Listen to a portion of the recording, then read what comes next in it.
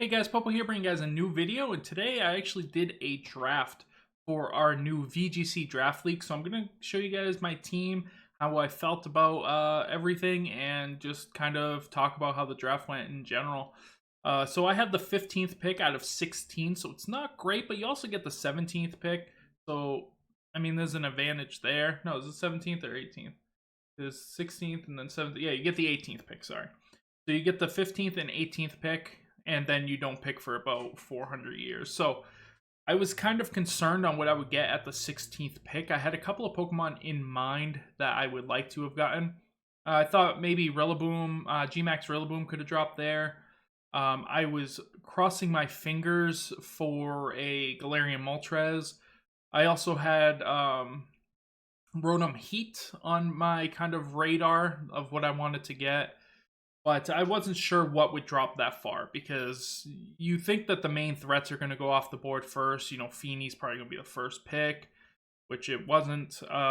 Then you think that, you know, Metagross is going to go and Landorus and this and that. And so you're not sure what you're going to get, right? So I went into having the 15th pick with an open mind. I can pick about 4 or 5 different Pokemon and be able to kind of build a team around it, right? But as the draft went on, I kind of felt like a lot of the players aren't really VGC players and are more maybe singles players or just play casually, which is perfectly fine. This league is for money, so the prize is $85 plus a trophy, and we keep the kill tally of our Pokemon, or the knockout tally of our Pokemon, and the person who has the most will get a little trophy of that Pokemon as well. So I'm gunning for that, but let us go look to see how well I did on my draft, right? So we are the Hammerlock Kings. That's just the name I came up with, I guess. Everybody else went with like real places that they live or whatever. Some people didn't. So here's my team. So with the first pick, we actually did get the Moltres. Can I click on this actually? Do I already have that up? No. So, yeah, this doesn't really help us. So with the first pick, we were actually able to get the Moltres. I was extremely surprised that Moltres fell to me at pick 15. There's no reason why it should have fell that far, but it did. One guy did pick it, but I guess he switched his pick because he meant to pick Charizard with the backup being Moltres if somebody picked Gmax Charizard. That guy's team is actually really good as well. But I wanted the Moltres. And we got it, and we are happy about that. With our second pick, we actually picked Raichu. We wanted to get the Raichu for that Lightning Rod.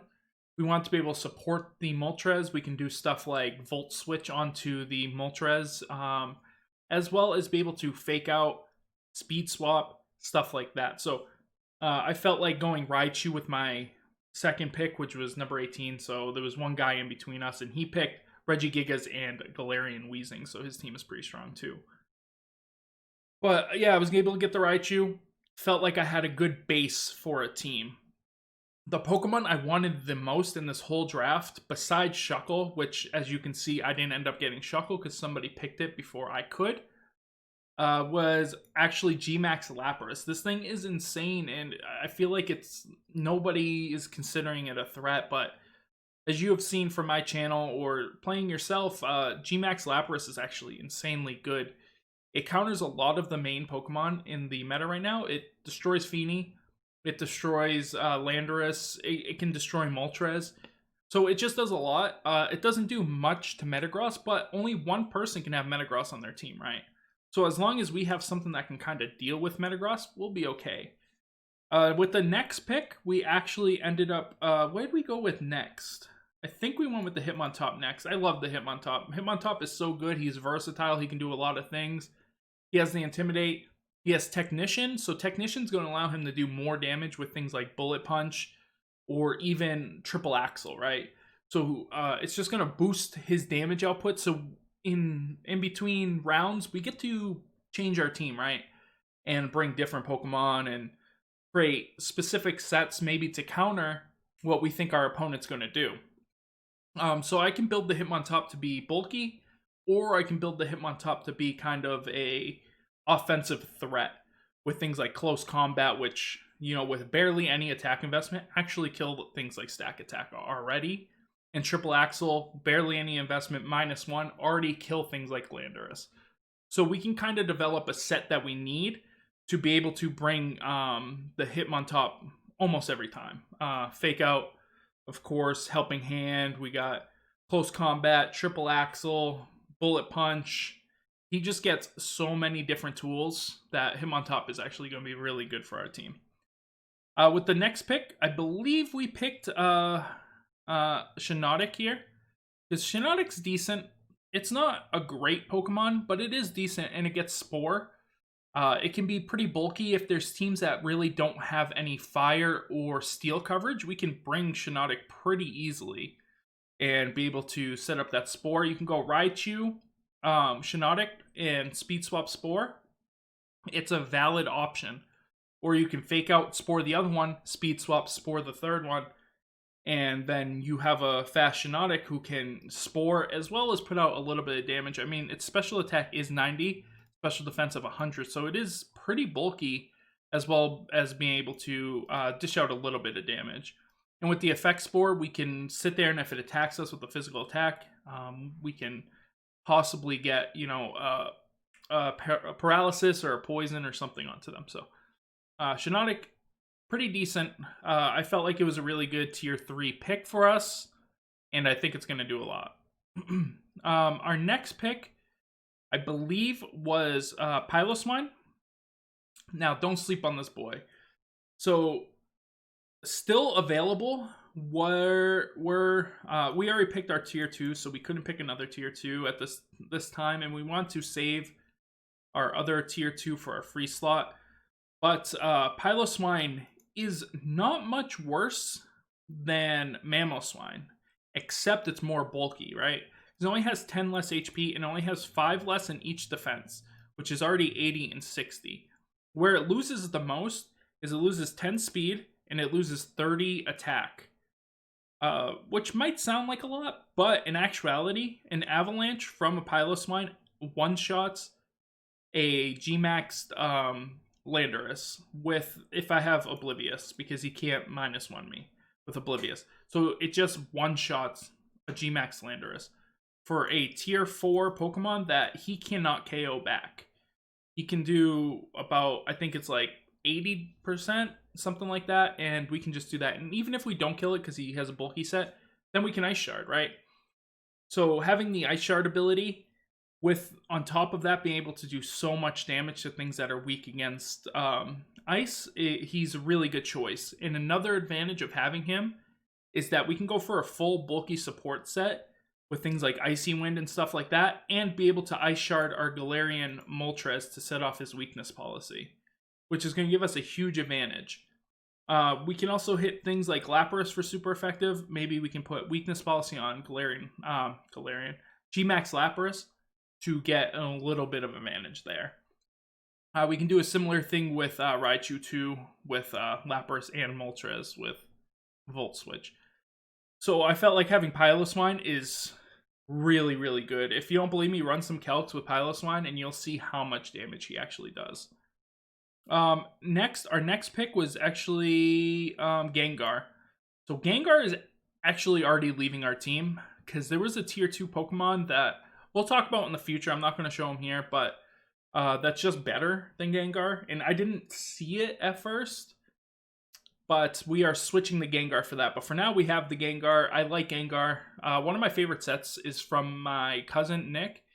And it is a Protect Disable set. And it is actually pretty fun. You protect, then you disable their attack, and then they're like real sad after that. And then you can switch and do some cool stuff with it. I know it kind of sounds crappy, but it's actually pretty good. It doesn't work against G-Maxes, of course, but yeah, Gengar is just pretty good. I just want something that could hit Feeny for about 1 billion damage, but the Pokemon I'm bringing in is has a little bit less special attack, just like literally a little bit, but is also faster and bulkier, and also hits Feeny for about 1 billion damage, and hits some other Pokemon for about 1 billion damage. So Gengar, really good choice. Next, I think we went with Drampa. Drampa is going to give us that, speed swap option. We also did get Trick Room on this team as well, but Drampa's going to give us that ability to speed swap onto it and go for hyper voices, do a ton of damage, or we can go for a speed swap into a G Max, Max Wormwind, something like that with the Raichu. So we can do a lot of work with the Drampa.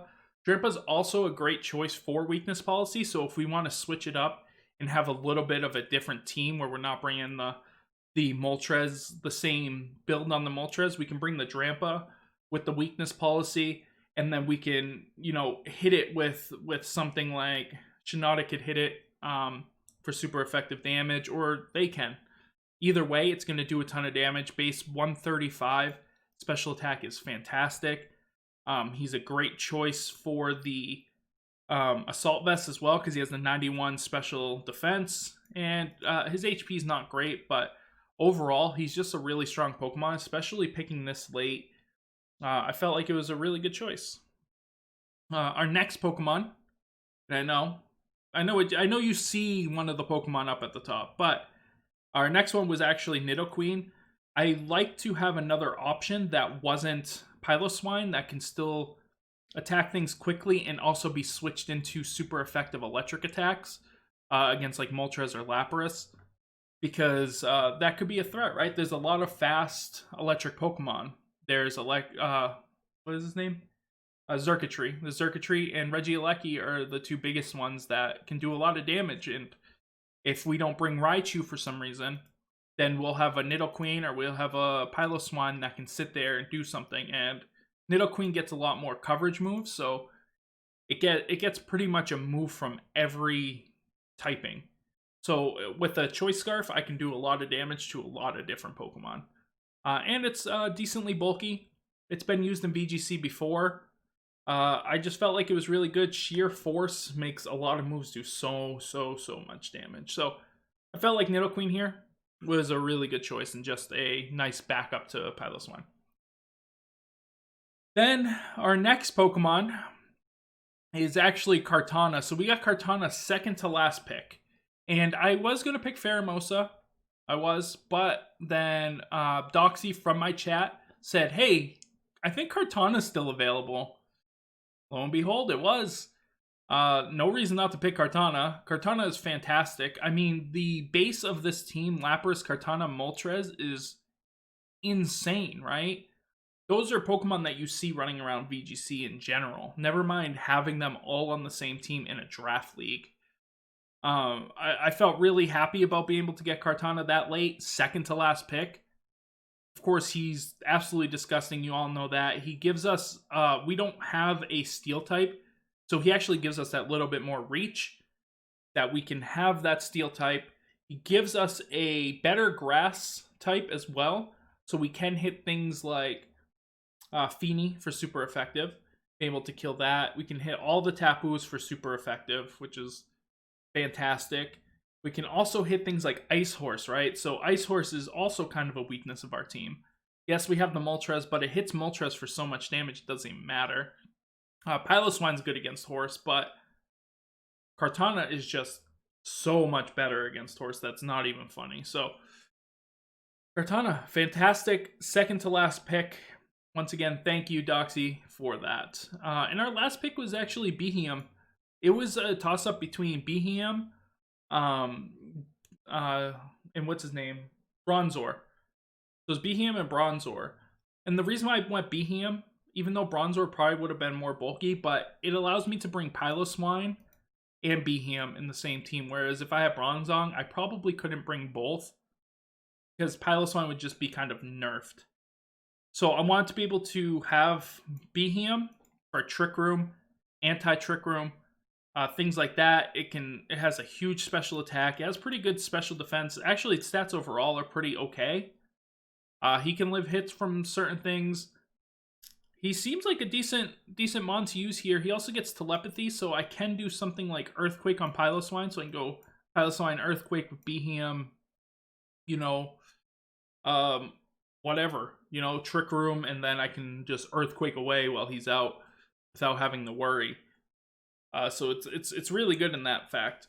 None of my other Pokemon, I think, have a move that really hits. I guess Nidoqueen can also get Earthquake, but you usually, I don't know, maybe. I guess you could go Earthquake.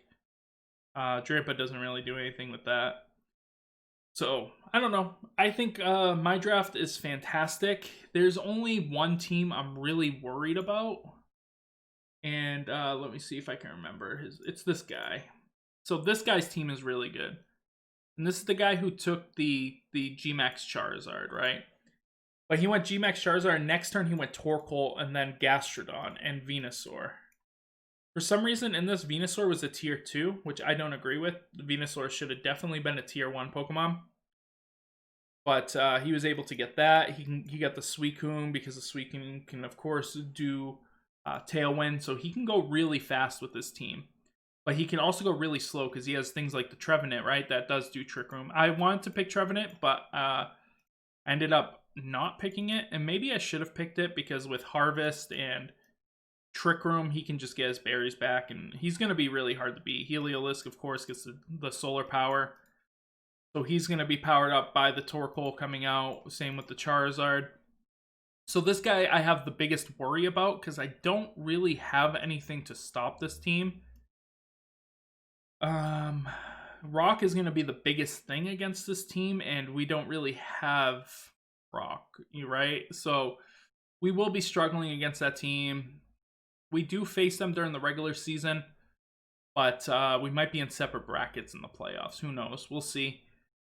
And yeah, so that's my team. I really like it. Tell me what you guys think. Let me know how you feel about the team.